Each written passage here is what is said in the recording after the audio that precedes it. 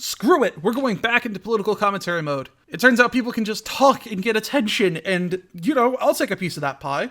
Video game, quiet music, let's go. You know what's funny?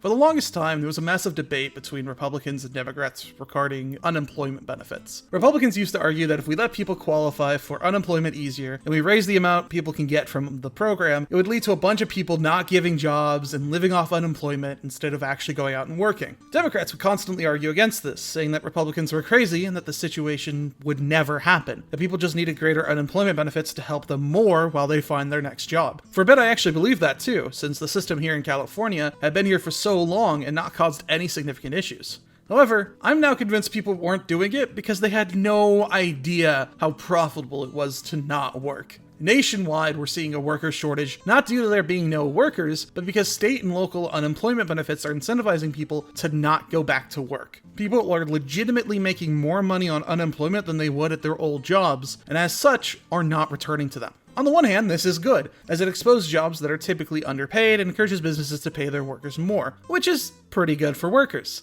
On the other hand, this cuts heavily into business earnings and into recruitment budgets, leading to companies hiring fewer workers and simply overworking the ones they have, leading to short staffing and a lot more stress and toxicity in the work environment. This hurts local businesses the most, but big chains are also more than willing to overwork their workers, overpaying extra for new ones. So it's really rough all around.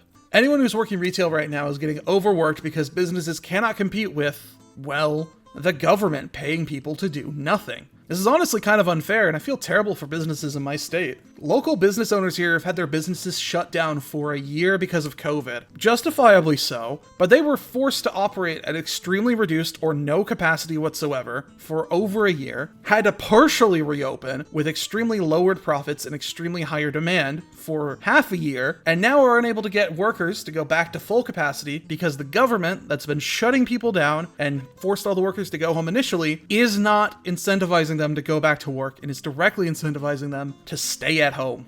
Again, I do understand why people were sent home. I get that closures needed to happen to slow the spread of COVID, and I get that limited capacity made it to where it was safer for everyone involved. For the year and a half it was done. I get that. But it still led to many businesses failing and struggling to survive. And now that we're getting out of COVID, businesses are having to fight with the government to get their employees back. In some states, such as Arizona, programs are in place to reduce the amount of unemployment people are getting at this point, and instead are redirecting the money to systems that pay people to get a job. Arizona has a system in place that gives out $1,000 to $2,000 bonuses to people who go out and find work, reasoning that paying people to work is better than paying people not to work. I'll link an article to that down below. And I am 100% for this. The government was forced to send people home from their jobs, and now they're trying to help people and businesses get things back to normal. It's a win-win, really. However, this program isn't in every state. California, for example, is more than willing to continue to provide elevated unemployment, leading to businesses having to provide these bonuses themselves to get new employees, which due to the price would lead to the aforementioned overuse of limited labor. But this is kind of scummy to do, right? Force employers to have everyone leave their jobs, pay former workers inflated unemployment benefits while they're forced to leave, then force the employers to hire back their own employees at a premium because the government's paying them more money to not work than to actually go out and get a job. This is a really messed up situation and is the exact kind of thing that Republicans predicted would happen if more expansions were made to unemployment benefits. And now businesses all over the country are suffering because of it.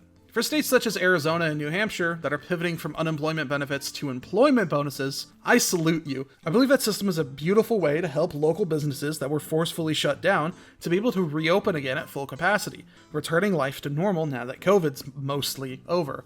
For everywhere else, though, supposedly enhanced benefits will end federally in September, meaning people will continue to not find work and businesses will continue to struggle to find employees for the next coming months, doing who knows how much damage. I strongly would suggest states follow Arizona's example and offer employment bonuses as a system that actually helps people get back into the workforce and out of unemployment, considering how long a lot of businesses had to be shut down for and how many employees businesses just completely lost due to COVID. I don't know, it sounds pretty fair to me. No matter what happens in the next few months, though, We can no longer just keep current unemployment the way it is. The strain the system is putting on businesses first and foremost is ridiculous and runs counter to the heart of unemployment benefits system, the purpose it's supposed to have as a temporary aid while people look for a new job. And the damage it's doing currently is terrible. And the economic crutch of unemployment is making clear signs that it needs to be changed before it becomes implemented again. Because situations like this prove that system isn't working.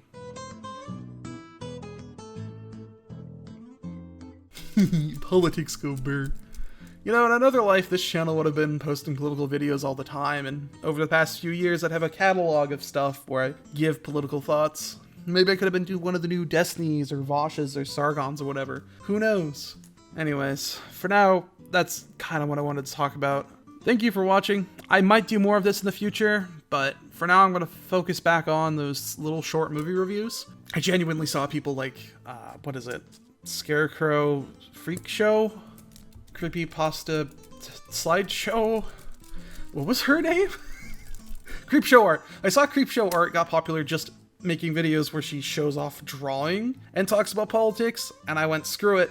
I've been out of the game for too long. Clearly everyone's standards are low enough to where I can just talk and it's fine. So I do genuinely think I've got a point I'm making, and I do genuinely think like I've done some research into it, and this seems to be an issue that's going to continue to exist until September, which is messed up. But yeah. Thanks for watching. Sub to your bear, and I'll see you guys next time.